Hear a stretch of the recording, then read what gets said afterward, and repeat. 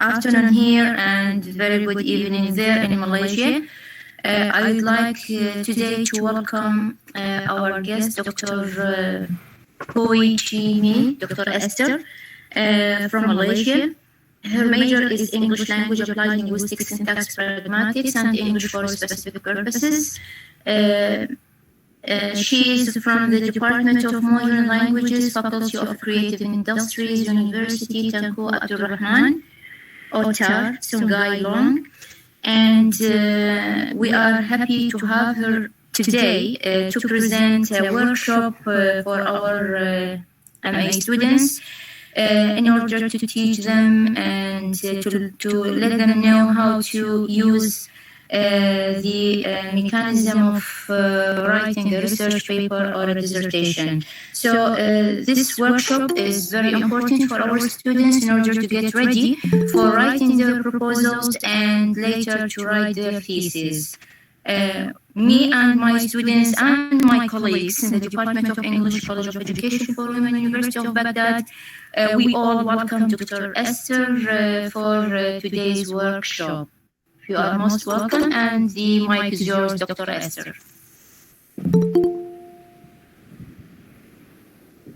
All right, greetings and good day to all of you. Let me just start off by sharing my slide. Let me know if it's not shown here. Okay. I hope it's shown. Is it shown? Are you able to see the slides? Yes, we can see, Dr. Esther. How to write a research proposal. Yes, please. All right, thank you very much, Prof. Nawa. All right, okay, most welcome. Okay, let's just start off with the workshop today. It's already 10 p.m. in Malaysia, by the way. I hope I won't fall asleep when I present. All right. So good day and greetings to all of you. All right, so the title of the workshop, as you can see on the slide, is How to Write and Ace a Research Proposal. So Prof. Nawa had already introduced me. So I'm just going to let all of you know my name is Dr. Hooi Chee. My English name is Esther, and I'm actually an assistant professor, and I'm affiliated to University Tengku Abdul Rahman Uttar, Sungai Long. Sungai Long is in Selangor and is the state in Malaysia. All right, so hopefully this workshop will be an eye-opening process for all of you so that you are able to know how to ace a research proposal. Okay, so following this, let's just start off with the workshop, yeah? Okay. All right, so we can see in this slide here, how to write and ace a research proposal. In a research, we have different types of research designs. Okay, so we could see maybe we are going to do an experimental research, or a historical research, or an ethnographic research, or an action research, or a survey research, correlational research, or causal comparative research. So in this case, there are different types of research designs that we could actually choose when you want to actually do a research. So we need to read through the resources and materials to find out which is the research design that is related to your research. Okay, so let's just look at this, and I'm going to start off by introducing these 3 workshop objectives. So first and foremost, hopefully all of you will know the elements of a good research proposal, in which all of you will get to know the sections and the things that are required of you to write your introduction part, to write for your literature review part, and also for your methodology chapter. Okay. The second objective of the workshop is to ensure that all of you are able to write well in each section. So in this case, I will also explain for each session what you're supposed to write and how are you going to explain for this particular section. Okay, last but not least, hopefully all of you will also know and be guided on the correct way in presenting your research proposal well. So this workshop has these 3 objectives, and hopefully it will be accomplished at the end of the day. So when I present, later on if you have questions regarding the things that I explained, if you are not sure or you are unclear about it, please do ask the questions. You are feel free to write the questions in the comment section, and I will address them accordingly. Okay, so let's just move on from here. All right, so in this part, there are actually 10 steps in developing a good research proposal. Okay, so first and foremost, we will need to have a title page, and that is like the cover page, right? So this is where we put in our title of our research proposal. And also, we will need to put in the name and our program, right? In order for those readers to get to know what is your proposal about.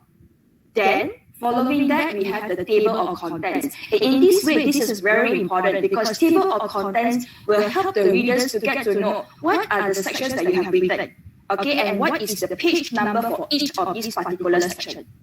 Right. Following that, for the second step is on your introduction. And in this case, after we have written the title in the title page, the cover page, we would want to introduce to the readers what is the title about. And that is where we need to explain specifically. Okay, so how do we do that? We explain the topic. All right, so for example, for my PhD research, my research is on meta-discourse in business news. All right, so that is the title of my research. All right, so in this case, I would need to introduce about the title, the things that I wrote on in the title of my proposal. So I will need to discuss and explain about the business news. What is business news about? Why am I even analyzing business news? Okay, and then I would also need to define what are meta-discourse features. So for your information, meta-discourse features, they are the ways in which the writers not only emphasize on their authority, but to engage the reader to the text. So in this case, there are 2 functions in terms of meta-discourse features. So that is how you can introduce following the topic of your research proposal. Okay? Then again, before you move to the third part of the statement of problem, that is where you need to actually talk about the background of your study, right? After we have written about the part of introducing your research topic, we come to the background of the study. So background of the study is actually like a general problem statement. Yeah. In this case, like for my research is on business news, so I would want to mention why am I analyzing on business news. All right. So in this case, general problem, right? So business news, I think most of us do not read business news that often. Yeah, and that is why, not only in Malaysia, in other countries as well, in the world, people do not read business news. People read about political news or sports news or something unrelated to business, right? So you can see that people do not actually read news related to economy, to business, to income tax, or so forth, right? So that is why, this happened all over the world, all right? And that is why I mentioned about the problem in general. Before, I narrow it down to the next part, which is the third step, statement of the problem. And this is where I talk about it very specifically. Okay, so this is where I talk about the business news that is analyzed in the Malaysian context. Just now, I talk about it in the global context. So I narrow it down specifically when it comes to number 3, the step number 3. I mentioned about this business news in Malaysia, whereby people do not also read business news at all. And that is why I wanted to basically introduce a good way to attract the readers to read on business news. So that is why, this statement of problem is really important. I will explain about this more in detail later when I talk about the statement of problem, just in case you couldn't visualize this. Following that, then we have number 4, which is the scope of the study. So what is the scope of the study? Okay, so if let's say in your research, you have 4 variables that you want to investigate. Maybe variables of construct, in which you want to really analyze about the gender, the culture, about the issues related to business, about issues related to finance, and so forth. Okay, so there are 4 variables. However, due to time constraint or due to some limited respondents later on, we might not be able to actually analyze and investigate all these 4 variables together. Yeah, so we want to narrow it down by limiting maybe one or two variables following your research. So then that is where the scope of the study is. We narrow it down following what are the variables that we are going to use to investigate. Okay? Right. Then following on to number 5. Yeah, it's where it's the objectives of the study. So objectives of the study, basically, it will follow your title, your research title, your research proposal title. Okay, so we have to follow through exactly what you intend to investigate on. Alright, what is the purpose of you doing this study? What is the aim of you doing this study? Right?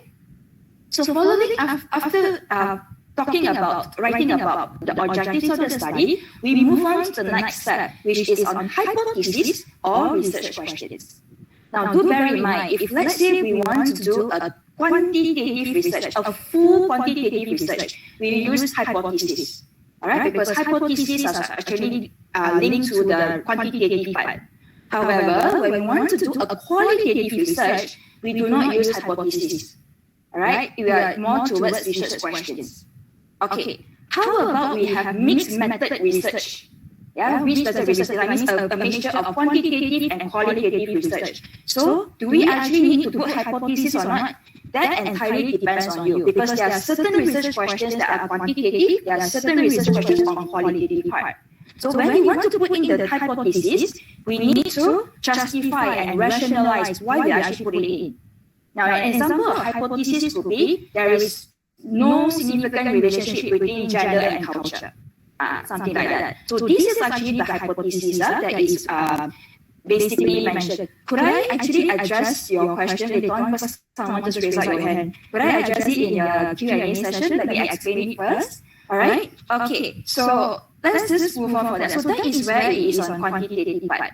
Alright, so it comes to research questions are actually very important for both quantitative and qualitative research. Okay, and a mixture of both. Right. Moving on from that is where we have literature review. So in the word literature review means we are reviewing literature. Okay, so literature, in which we need to actually review about the past studies. Past studies that are related to our research.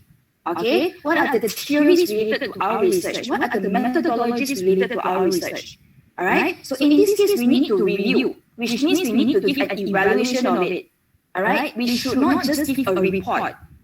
Okay, so when it comes to literature review, it is very important if we state on about the researcher's name, okay, and then following on with the research objectives or research questions. This one you can gather from the literature that we have read, of the journal articles that we have read. Okay, so means the researcher's names and then the research objectives or research questions. Following on, there will be the methodology. How do we actually collect the data? Is it through survey, interview, or so forth? That one is following that particular study, how the researchers actually conducted the study. Okay, then following on, it will be the findings, which means the results. What were the findings or results from that particular study? Okay, in this case, when we mention these 4 things, it does not mean that we stop there. It's because when we stop there, it means it's literature reporting, not literature reviewing. Okay, so when it comes to the part literature review, we want to hear your voice, your point of view as a researcher as well. So what could we do? We add on more of our voice in that particular case after stating the 4 elements. We mention about the strengths and weaknesses about this particular study. What is lacking in this particular study? What is good about this particular study? And how is this particular study similar or different compared to your study, the study that you are going to analyze on? Okay, so that is where your voice needs to be heard. Okay, if your voice is not heard, it is not called literature review, it is called literature reporting. Okay, that is what I normally get for my lecturers back then when they supervise me for my PhD. Okay, I'm going to talk about it more later as well. Yeah? Alright. Moving on from that is the 8th step, which is on methodology. So this is where we need to be very specific and detailed of how do we carry out our research. So we need to mention about our research design, our samples, who are the participants, who are the respondents, alright, and then the data collection part, which is related to your instruments.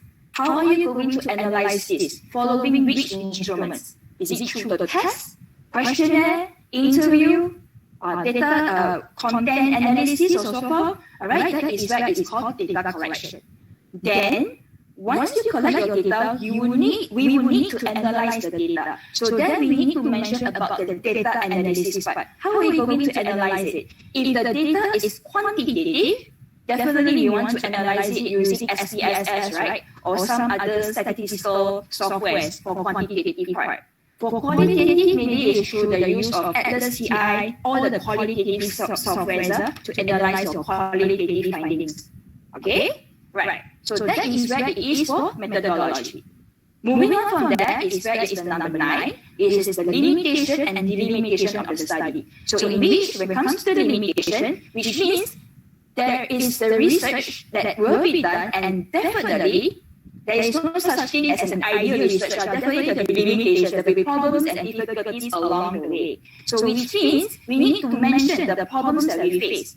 Maybe it's due to the time constraint, we are not able to get hold of the correct or solid data, or maybe because of the time constraint, we are not able to get hold of the many respondents that we targeted. Maybe we feel that we want to actually get hold of 30 respondents, that we could only get hold of 20, and then we are lacking of 10 respondents because we initially want 30 respondents, right? So then we need to mention about it in the delimitation. What about delimitation? Delimitation is where we talk about the boundaries of our study. So this is where the boundaries are related to the scope of the study. Alright, so in this case, the scope, remember I mentioned, the variables, the scope related to your study. So the delimitation, we talk about the factors of the boundaries related to the scope. What are the factors that we are going to actually look at when we want to analyze the scope of the study? Okay. Last but not least is where it is about bibliography, and in this case, it is references. So I'm not sure whether you are aware about it. If you are using your APA, APA referencing, right now it's already APA 7th edition. Previously it was 6, and right now it's updated to 7th edition, right? So this is where we need to put in our references correctly, because if not, we will be caught plagiarizing whatever that we wrote in our research proposal. Okay. Following this explanation, let us move on further, and right now I'm going to explain more specifically in all the different sections. Okay, let me now explain to all of you what is a proposal. So a proposal, from the root word or the base word propose, which means we are proposing something, we are suggesting something, we are recommending something. If we have a proposal, we will be able to carry out our research. If we don't have a good proposal, we are not able to carry out any sort of action. Because there's the proposal that is not well written, we are not able to know what we're going to do. We cannot just do a research without a proposal, right? Okay, so that is why for the point number 1, it is important because it's a plan of action. It plans our action in collecting our data for our research. So it plans accordingly from the introduction part up to the methodology part. Right? Second, it is a prerequisite of research investigation. It is very important because if, let's say, we don't write it well from the start, we will get lost when we want to actually collect our data. Okay, so that is where we need to check through. How do we know whether we are writing it correctly? So that is where we need to actually practice, read through the good theses or research articles that are related to your research, and that is where you write through, following whatever that is necessary, that is suited for your research. Okay? Following this. Alright. It is also pertinent because it communicates the researcher's intention. Means we are the researchers. It needs to actually communicate what we intend to do and what we target at the first place. Alright? So it makes clear the purpose of the intended study and its justification. So we want to also justify or rationalize why are we doing this in the first place. Is that a reason why we want to investigate this? Why are we doing another thing? Okay, so that's a justification. We need to have a strong justification of why we are doing this research. Then, it also helps to provide a step-by-step plan in conducting the study. Alright, so it's like a guide for us. If there is no proposal, we don't know. We are so lost. We cannot just jump through and immediately do a research without a proposal. Okay. Following this, let's now turn our attention to introduction of the research proposal. Alright, so in this case, I have briefly explained earlier on about this. How you introduce your research proposal is by introducing the title. You explain what is necessary from the title. Explain about your research in detail. Okay, so introduction should provide the background of the research study. Yeah, so in this case, the background of the study, it's where it's the general problem statement related generally, then you narrow it down to the problem statement. That was what I actually explained earlier on. Okay, so introduction may include a few subsections. Alright, so in this case, introduction, we have the purpose of the study, we have the research objectives, we have the research questions, significance of the study, and so forth. Last but not least, it will be the definition of operational terms, which I'm going to explain as well. Yeah? Okay, so your introduction should be clear because that is the first thing the readers will read. If the introduction is not clear, we are not able to convince the readers to accept the proposal or approve the proposal that we intend to do. Okay, so that is very important. First impression counts. First thing, introduction part. Okay. Moving on from there.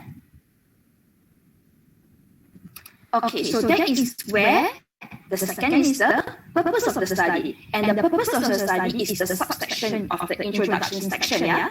Okay, so the purpose here states succinctly what the researcher proposes to investigate. So in this case, why are we doing this research? Yeah, the reason behind us doing the research. Us as researcher, we as researcher, why we want to do it? Explain it. Okay? Now, the purpose should be a concise statement providing a framework to which details are added later. Okay, so in this case, what is your purpose? What are the reasons behind you doing this study? Okay, and then, mention what is the macro reason, what is the micro reason. What do I mean by that? Macro means the most important purpose of you doing this research, and then follow up by the not so important purpose, and then the least important when you want to do this research. So that is where we have to also rank accordingly for the purpose of the study.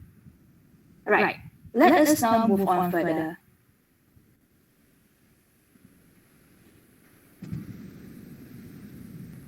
Okay, so after writing about the purpose, we would need to justify the justification for the study, the rationale, the logic of doing the study. So that is where we need to ask ourselves questions. Okay, so these are the questions that we could ask ourselves. First and foremost, have I identified the specific research problem I wish to investigate? Yeah, this is because if you do not have a research problem to begin with, why are we doing the research? Yeah, we are doing the research because we want to solve the problem. Alright, now this problem should not be so huge that we are not changing the world in the case. It could be very minor. For example, let's say we want to improve the students' speaking ability in the class, especially when it comes to online class. So what do we do? Because students are afraid to speak out in an online class, right? So that is the problem. So what could we do? Yeah, so we conduct a research to solve this problem. How do we do it? We need to later propose the research. Okay, so that is why it is very important to know whether we have the problem already. If there is no problem, we cannot do the research. Okay, second, have I indicated what I intend to do about this problem? Alright, in this case, we need to put the rationale of the problem. Okay, so we have the problem, we state about the problem, we would want to say whether this problem is still current right now in 2022. Maybe the problem back then, we found it maybe back then in 2017. Is it still current in 2022? So that is where we need to convey the message across when it comes to the part for justification for your study. Next, have I put forth an argument as to why this problem is worthy of investigation? So in this case, we need to argue, put an argument across to justify why are we doing this in the first place. Is this problem worthy to be investigated? Is it still relevant right now? Yeah, so this is very important because we need to put in true claims, not false claims. So how do we do that? We need to read through all the relevant resources or materials pertinent and related to the problem. Okay, if not, this would be a bold claim if you do not have any references to support. The last question. Have I made my assumption explicit? So in this case, we would want to explain whether the assumption or the things that we think would happen, could be actually explained clearly or not. Okay, so then we have assumption that we want to do a research, we have the assumption this will be done, this will be done. Is my assumption clearly stated or not? Okay, so this is the part for justification for the study. Moving on from there. Okay, so this is where the problem to be investigated, very important, because all are actually linked together. So first and foremost, we have the part of statement of the problem, okay, problem to be conveyed across, identify the problem, and then we will need to also justify why are we doing this, following this statement of the problem. Then we have the part of significance of the study. Alright, so in this case, significance of the study, who will benefit from this research? Who are your beneficiaries? Are they the teachers? Are they the students? Are they the curriculum designers, health practitioners, or whatever it is? So we need to tell, we need to explain why is your study, why is our study important and significant. Okay, then we come to the part for research questions or hypotheses. Okay, so when it comes to the part of research questions, we want to ask these research questions, they will follow suit from the title that we have, the title of the research proposal. Okay, and these will be related to also your research objectives, right? So, like what I said, hypothesis will only be for quantitative part, all right? Research questions will be for both quantitative and qualitative, all right? Or mixed method research. Okay. Following that, we need to have the definition of terms. And this is where we need to define the terms following the research topic. Okay, and this is where the operationalize the term. So for example, just now I explained to all of you about meta discourse features. I'm not sure whether you can still remember. Okay, so just to put it across, meta discourse features is to emphasize on the writer's authority and the reader's engagement. These two parts. Okay, so in this case, we want to have interaction between the writer and the reader, and that's where I define my meta discourse feature. But when I want to define, I cannot define according to my own words. I need to find a source or a reference to turn to. Okay, so I quote. So these are actually quoted by Highland 2004 and Highland 2005.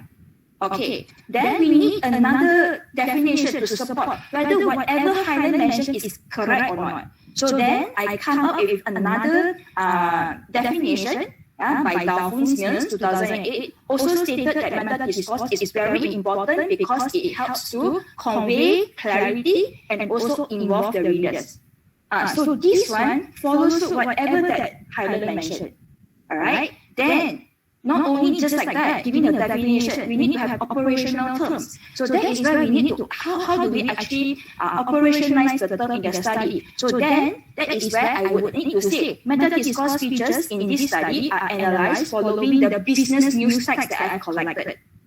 Okay, so then we need to mention how do we actually analyze this particular variable. So meta discourse is a variable. How do I analyze? Following the collection. So we need to mention it and articulate it clearly in the part where it comes to definition of terms. Okay. Moving on from there. Okay, so this is where it's going to be very specific statement of the problem. So let me now explain to all of you. When it comes to statement of the problem, there are three very important features or elements that you need to put across. First and foremost, you talk about your problem. You need to mention your problem. You need to mention it in the indicative mood, meaning to say you need to put across true claim. So how do we do that? Support it by relevant resources or materials. Okay, whether to see whether the problem is still current or not. That is why we put across the problem. Second element is where we talk about past studies. And do not get me wrong, these past studies are not like for literature review. These past studies would be there when we have to explain this to actually see whether they are related to the problem or not.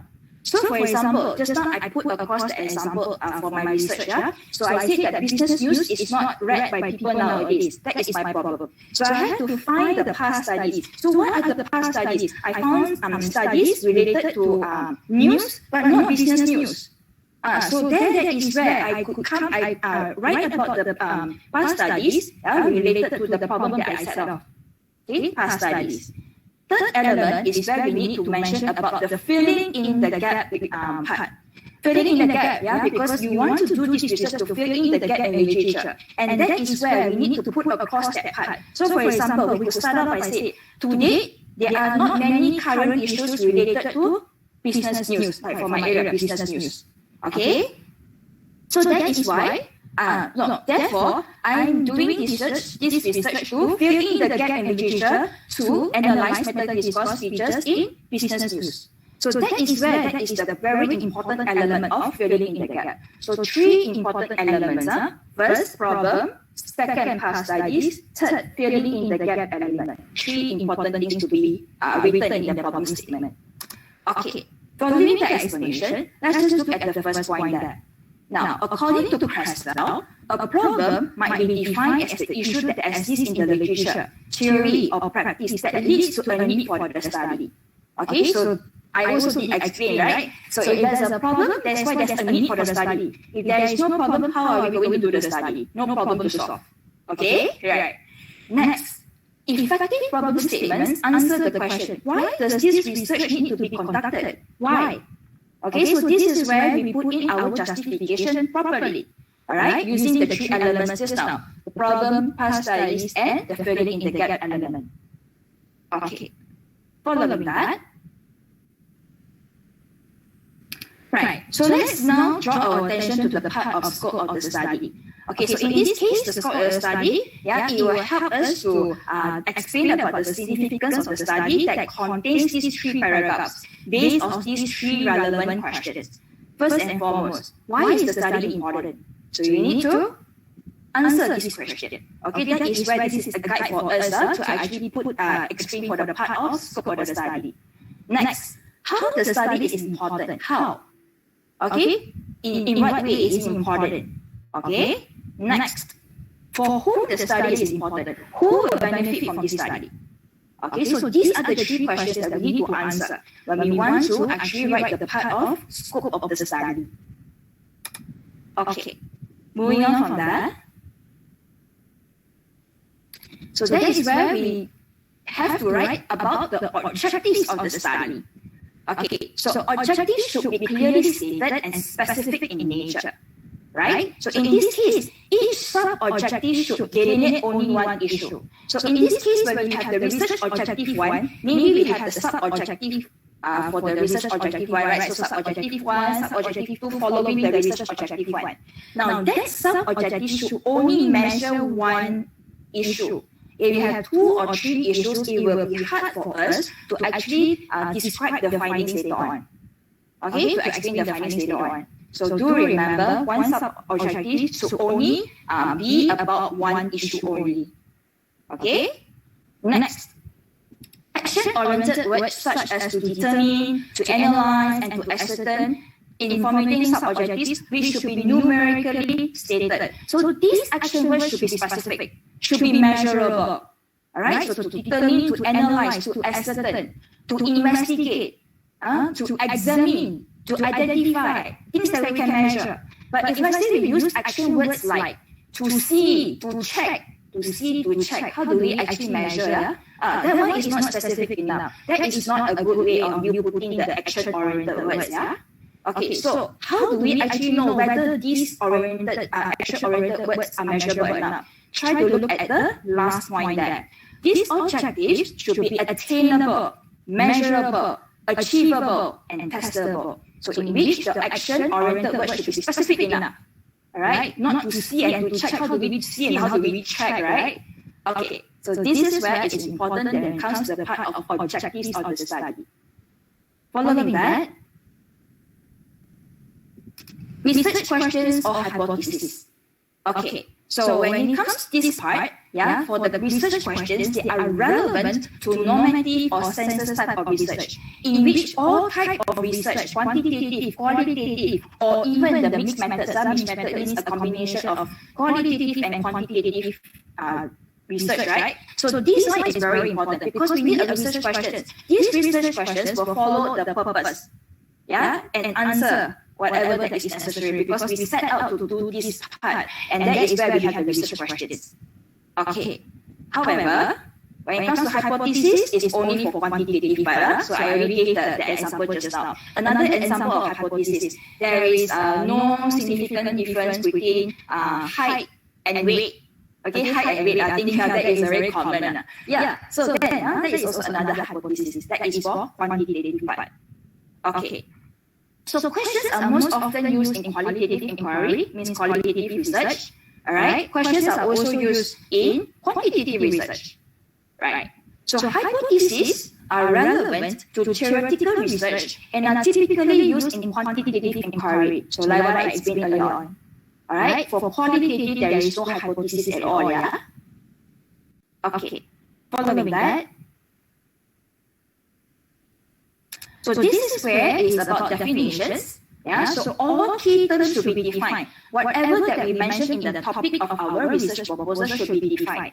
And also some other variables in your research questions or your research objectives should be defined. Because we will want the readers to understand the variables first before moving to the next part. If they are not sure what are mentioned in the variables part, then they will be lost when they want to look at the literature review and the methodology part. So all key terms should be defined. Okay. In a hypothesis testing study, these are primarily the terms that describe the variables of the study. Alright, so all the variables. So when you have hypothesis testing study, is basically for quantitative part. So that is where we need to mention all the constructs and variables according to the definition, who actually supports this definition or dispute this definition, and how are you going to analyze these variables or constructs in the study. Okay? Now, last point there, the researcher's task is to make his or her definitions as clear as possible. Alright, if the definition is not clear enough, readers will be very confused, they will not be able to understand clearly what is written in the research proposal. Okay, so that is the part for the first part, which is introduction. Following that, this is where literature review. And this is where a lot of times students will have problems doing it. Even I myself have problems writing literature review, up to the point of moving to the Viva. Viva is the last stage of me presenting that before I graduate as a PhD student. Even then, my examiners always told me, my voice couldn't be heard. So that is why I also want to let you all know, when we want to do a literature part, please remember your voice needs to be heard. That is the meaning of review. Review means you are evaluating, giving the strengths and weaknesses for these past studies that you're going to write about, not only past studies, about the theories, about the methodological approaches, or so on. Okay? Okay, so let's just look at the part for literature review. Okay, so for literature review, it shows that you are aware of the literature study that is required in your research area. Okay, so this is where we need to read substantively a lot, okay, from whatever it is. Because once we want to do a research, if let's say we want to do a research about businesses, for example, for my case, so when I did not do a thorough, proper literature review, right, I wouldn't know whether the studies have been done on business news at all, right? So I had to find out. And really, there were not many studies in business news, and I was very shocked, by the way. That was what I wanted to do on it. Okay, so then this will help us to create awareness of our research more. Okay, next. You review a substantial amount of reading materials before writing your proposal. And this is very important. Because if let's say we want to analyze about, just like I give another example, about improving the students' ability to speak in an online class because they are lacking of confidence, right? So then when we check through the past studies, these past studies also had already analyzed on the speaking ability of a student in online class. But what is different about it? So what else could you look at? Maybe we could actually measure, analyze the confidence level. They are able to articulate, but they're not confident. Maybe because of that. Another thing, maybe we want to look at the vocabulary, their vocabulary skills in speaking. Maybe they are fluent, but they use the wrong choice of words. So this is where we can look at all these different variables to actually analyze. And that is why we need to read through a lot. Because what if the same exact study that was done in the past So why are you doing this study in the first place? Similar. Examiners will always ask, similar, so why are you doing it? No contribution at all. Yeah, so many studies have been done. So why are you doing it? That is where we need to actually see what other areas that we could investigate through this part, literature review. Okay. Next, it also shows that you have the theoretical knowledge in your chosen research area.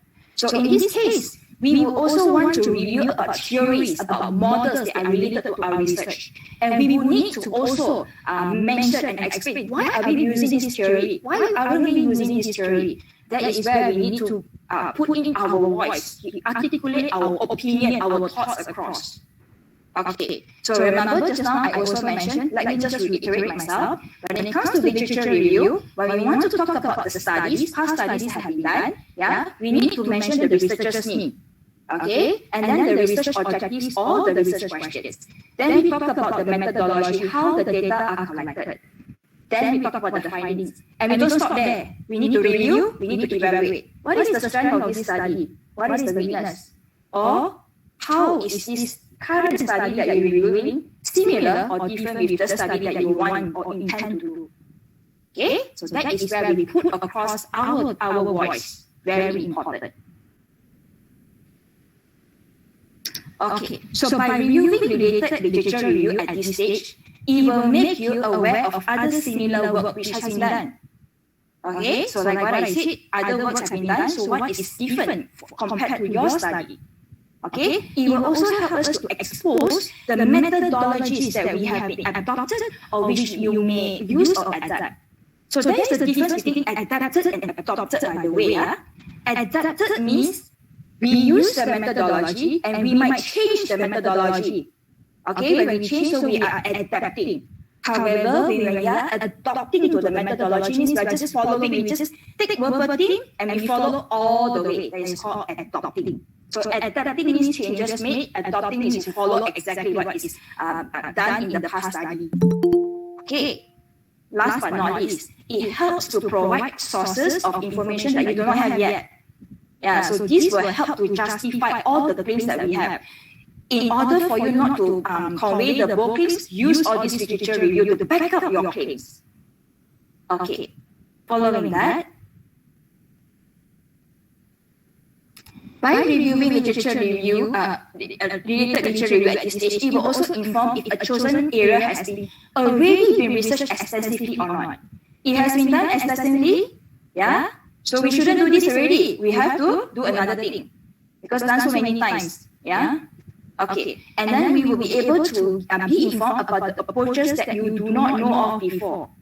Okay, so basically what we want to do, maybe we set off to do a quantitative research or maybe even a qualitative research. And then at the end of the day, we realize, we want to do mixed methods research, a combination of quantitative and qualitative, but we are not aware how do we do it. So we look through all the past studies that have been done, and that's where we get to know more knowledge about it. Of how do you conduct this study. Okay, following that. Okay, so this is the last part, and this is a very important part, methodology part. Okay, so methodology part, it helps to describe the data that you will use in the research, because the methodology that we adapt or adopt should be justified according to the choice of the methodology. Okay, so for example, if you're doing qualitative, justify why you're doing qualitative. If you're going to do quantitative, why? If you're going to do a mixed method research design, why? Need to justify it properly. Okay, then it informs the reader, okay, the types of data that are going to be collected. Qualitative, quantitative, or mixed method. Right? It also helps to convey the research procedures. How are we going to collect the data? What are the instruments? Are the instruments via interviews, observations, questionnaires? All right? Okay. Following that. Okay, so if let's say we are collecting the data outside of the organization, we need to explain also how are we going to collect the data outside of the organization. Now, do bear in mind, if let's say the research involves humans, when it comes to the interview, survey, questionnaire, whatever it is, we need to go through research ethics clearance because it involves humans. although there is no risk or any safety that will happen, any things that will happen, still we need to go through this just in case if anything were to happen, this will safeguard ourselves because we applied for research ethics clearance already. Yeah, so then we will not be, sued or something because legal action might be taken if something were to happen, right? So this chapter indicates why the methodology is used, right? So if the existing methodology is not to be used, explain why you need to use an adapted or adopted methodology. So in this case, we are proposing this research. We want to do a methodology part. So when we want to use the tenses for the part of methodology, we need to use either in present tense or future tense, but not in past tense because we have not done it. That is for research proposal. However, do bear in mind, once we have done the study, we have the data, we have the findings already, we analyze the data already, we are about to submit the thesis, then your methodology part would need to be written in past tense because already done. But now when it comes to proposal, future tense or present tense. Okay. There are actually different ways of you putting your methodology across. So normally for me, I will always advise my students to do it like that. For methodology, we will have to follow the research questions or the research objectives. So for example, research question 1 is about awareness in business news. Okay, that is research question 1. Okay, so when it comes to this part, when I'm analyzing on the awareness in business news, I would have to also explain about the samples. Who are the samples in answering this research question 1? Okay, then following that, data collection. What are the instruments that I'm going to use to analyze this research question 1? And then, data analysis. How am I going to analyze the data? If it's quantitative, how? If it's qualitative, how? So this one will follow according to the research objectives or research question.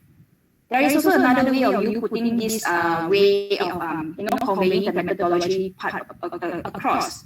You could do it like, for example, after mentioning about the research design, you can mention about the pilot study, which is actually very important, because if you don't have a pilot study, we are not able to know whether the instruments or the data collection are reliable enough to be administered. Okay, so pilot study should be done. Pilot study to check through the instruments to see whether the data collection could be done on time, and so forth. If there are problems, then we can change accordingly. If we don't do a pilot study, if we really do a data collection and there is a problems along the way, we might want to recollect the data and it's going to be very tedious. So that is why pilot study is important. So if you want to talk about the research design, we talk about the pilot study, how we administer this, okay, and then we talk about the research procedures, the instruments, how do we do it, and then the data analysis, in that case. So there are different ways of you writing the part of methodology. So whichever that is convenient or familiar to you. So there is no fixed way. So this is where you need to put in your thinking cap to think. How are you going to do it? Alright. So basically, that is all about the explanation for the part from the introduction part up to the methodology part. So right now is the Q&A session. Any questions are always welcome. Please feel free to ask if, let's say, I'm not clear about, the explanation part. So feel free to ask your students anything that you want to clarify.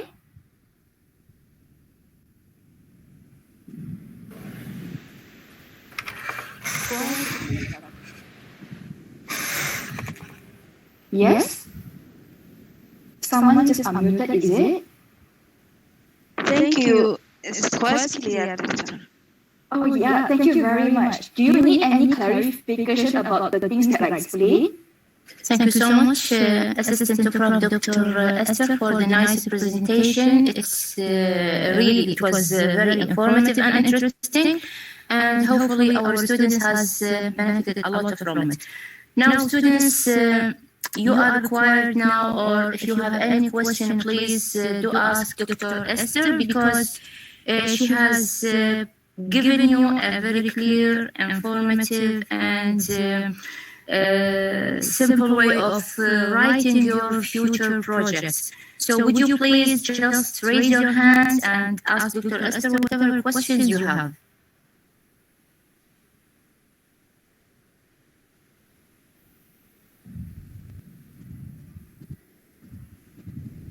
Feel free to ask if you are not sure. Okay, I remember. What? I think Vikrayat has a question. Yeah. Well, sort of. Yes, please, Vikrayat. Yes. It's about the data. Okay. Are we required to know what we are going to search about in the exact sense? Or it's just a proposal. So we haven't started yet. So are we required to know what the exact data is?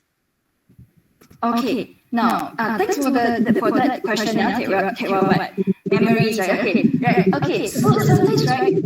Yeah, when we want to do a proposal, we do not know yet whether the data, whether it is still relevant, because when we do not know, we are just doing a proposal. At the end of the day, the data might change, because after we read on further about the materials of the resources, we feel that this data could actually be changed to another data. For example, what do I mean by that? Okay, so for my PhD research, right, what happened for my case, right, I wanted to actually analyze on journalism students. My respondents were supposed to be journalism students, but I had a problem getting the results from them, because journalism students aren't able to give me the findings that I wanted to, because I intend to actually come out with the reference for business news. So I changed my data from the journalism students. I changed them to writers, because the writers were able to give me more solid findings in that case. So in that case, when it comes to the proposal, if you do not know the exact data is okay, because this is where you are just proposing.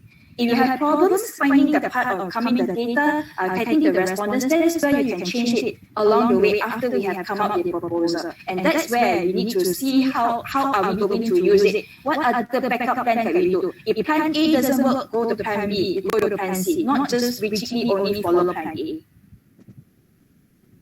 Okay? Have I answered the question? Yeah, so we're just assuming. Yes, assuming. Yeah, not sure yet, because it's a proposal. It's not a thesis yet. Thank you. Most welcome. Anyone else?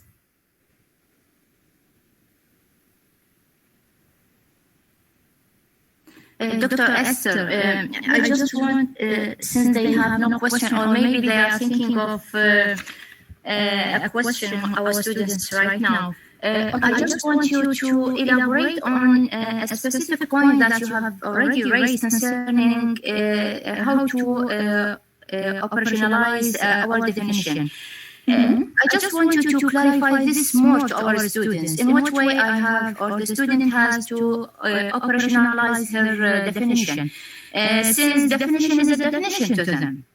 Yes. Thank you so much. Okay. All right, thank you very much, Prof. Nawal. Okay, so when it comes to the definition part, very important, and that is the last part before literature review, right? So that is where we need to mention about the definition. For example, I gave this, I'm just not going to remember this course because I'm talking about business news right now because this is my title, right? So business news. So business news is actually the news that mention and explain about the state of economy, the state of affairs, about the banking sectors and so forth, income tax and so forth. Okay, this is business news. This is stated by Kopatat 2013. This is researcher. This is one definition. Okay, then another person also mentioned about business news. But is the definition still relevant, the same as Kopatat or not? If let's say it is similar, then you mention, for example, Hijat 2022. Similar, say the similar thing. So then Habitat said that agree with what Kopatat mentioned. Alright, so talking about business news is also a way to inform the readers about the global economy and so forth. Alright, so that's the definition. What if the definition is different? It is okay as well. You can see this person actually disagree to the definition that was mentioned, or agree with the state definition. Alright, so that's where you talk about it. Then last but not least is where you need to operationalize your definition. So in this case, business news. How am I going to analyze the business news? So in the study, how do you analyze this part? How are you going to analyze it? Because I'm talking about business news, right? How? So in my case, in my PhD research, I analyze business news through the collection of Malaysian business news. Okay, and analyze in this study. So that is how I operationalize the terms in the study. Okay, so through the definition and how I collect, how do I analyze is following the instruments of my study. Okay, I hope I've conveyed it clearly. Thank you so much, Dr. Esther. Thank you so much. Yes, okay, that No Faraj has a question. I think no, yes, she has a question. Yes, No Faraj, no? Yes, Dr. Esther. No, think about the difference between the hypothesis and the research questions. Okay, the difference is it? Yeah, you said the hypothesis only with the quantitative one. Mm-hmm. Yeah. Okay, What about you will need clarification on that, right? Noor? Yeah. Okay, so in that case, when it comes to the part of hypothesis and research questions, now when it comes to a research that is fully quantitative, meaning all quantitative, all the 4 research questions are about quantitative part. And that is where it's full quantitative, you need to put in hypothesis. Hypothesis, for example, if let's say the first research question is you are going to measure the relationship between gender and culture. So what is the relationship between gender and culture and so forth? So that is where we need to come up with a hypothesis. So when it comes to hypothesis, it follows the research question. So there is no significant difference between gender and culture following the research question. That is when it's for quantitative research. For qualitative research, there's no hypothesis at all. It's only research questions. However, when we come about the part where we have research, mixed methods research, we have the quantitative and qualitative part, right? Okay, so when it comes to the question of quantitative part, so it's up to you right now whether you want to put across hypothesis or not, because this one is not a full quantitative part. So it's up to you whether you want to put the hypothesis in or not. If we put in the hypothesis, then you need to explain why are you putting this hypothesis in. Justify and rationalize it. Okay, that's it. Thank you. Most welcome, Noor. Anyone else with questions? Dr. Esther, would you please just make it clearer to my students? Because I said it many times, but it might be more efficient if they hear it from you as a guest. Okay. What does the methodology section imply? What is there in the methodology part? Is it only mentioning the theory or the model or the approach which is used in the analysis, or it is broader than this? Thank you so much. Okay. Thank you very much, Prof. Nawa. Okay, so in the Malaysian context, so this is Malaysian context, so I'm not sure about Iraqi context. So this is from my point of view. Okay, so when it comes to the methodology section, we need to have research design. So this is what the research design we need to mention about it. Remember that the first slide I mentioned now, whether you want to do, is it an experimental research, is it a qualitative research, is it a case study or so forth, that is where research design is very important. Okay, the second part is where we need to talk about the samples or the participants. Who are who are our data? Let me just rephrase. Who our participants are, or which are our data involved? Okay, that's what our samples. Our samples not necessarily involve humans. It could be text. Yeah, text. Because we want to do text analysis. Okay, that will be the samples. And then again, we need to have the data collection. Data collection is which we need to mention about the instruments. What are the instruments that we're going to use in order to collect the data? Surveys, questionnaire, interview, all right, in that case. So that data collection is something like research procedure. How are we going to conduct the research from the start until the end? Okay, so I remember I talked about data analysis as well. How are we going to analyze the data? If it's a quantitative data, how are we going to analyze? SPSS or any other quantitative software? For qualitative part, is it LSTI, NVivo, or any qualitative software? All right, so these are the 4 important things. Then I did mention about pilot study. Pilot study is very important because before we start off with the real data collection, we need to do a pilot study. If we do not do a pilot study, we do not know the mistakes that we make. All right, so we need to check through the data collection when it comes to survey, when it comes to questionnaire. Are these really good to be administered or not? If they have problems, we better rectify it first before we do the real thing. Now, let me just share with you a story about my master's journey. Yeah, I did not do a pilot study back then. During my master's, I had a very hard time doing my master's. Yeah, so I did not do my pilot study at all. I immediately did data collection. What happened was I had a lot of problems doing my data collection. When it comes to survey, when it comes to questionnaire, I couldn't get hold of the correct findings.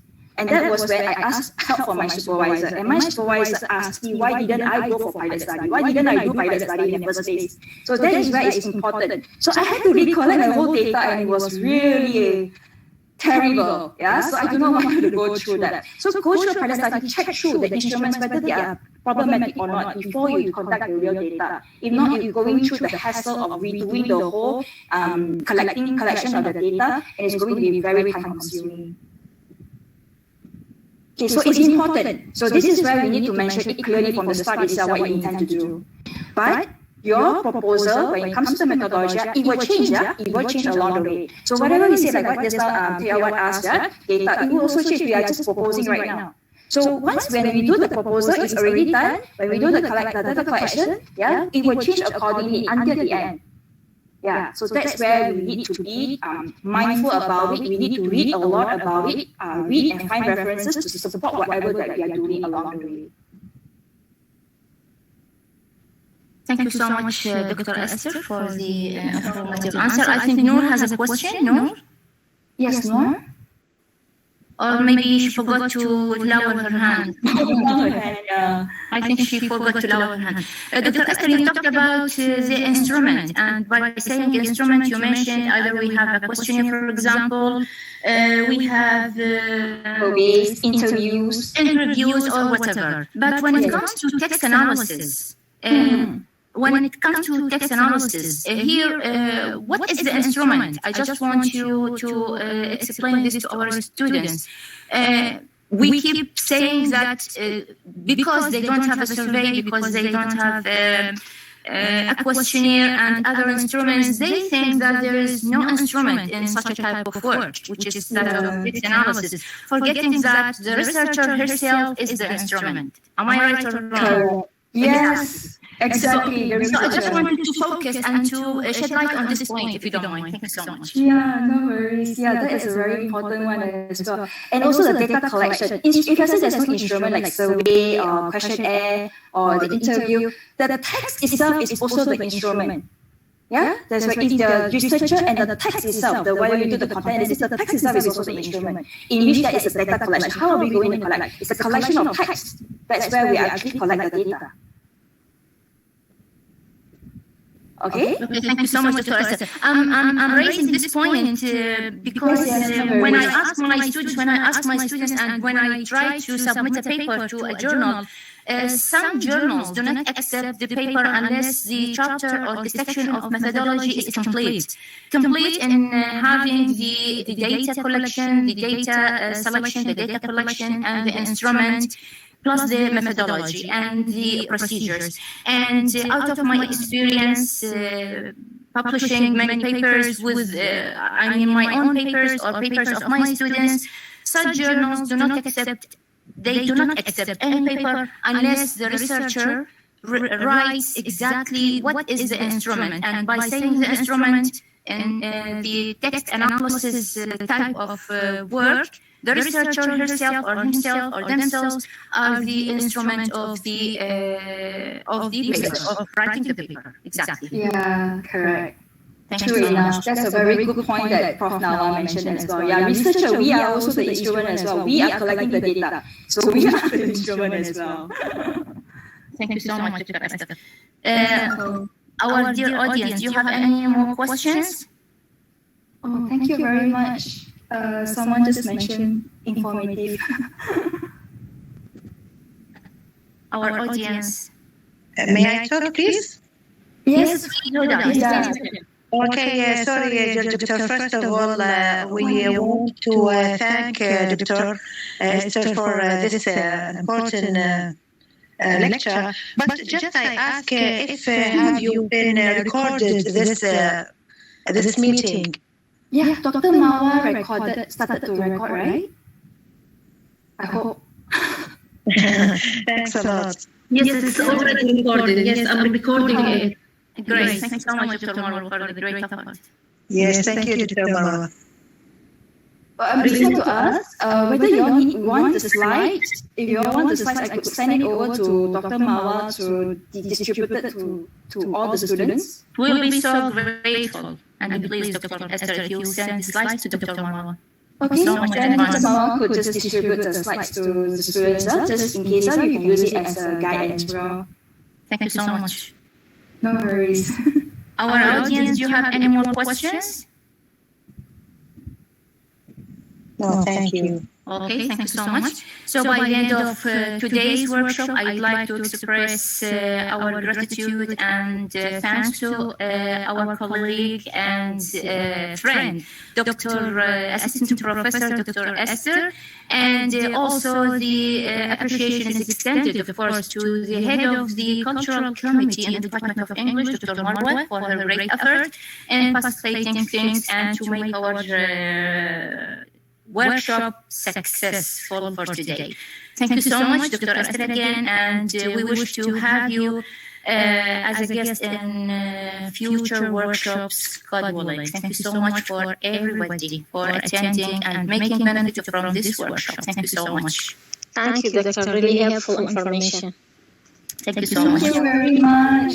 Thank you so much. All right. Thank you, Doctor. Most welcome. Thank you so much, and bye-bye. Bye-bye.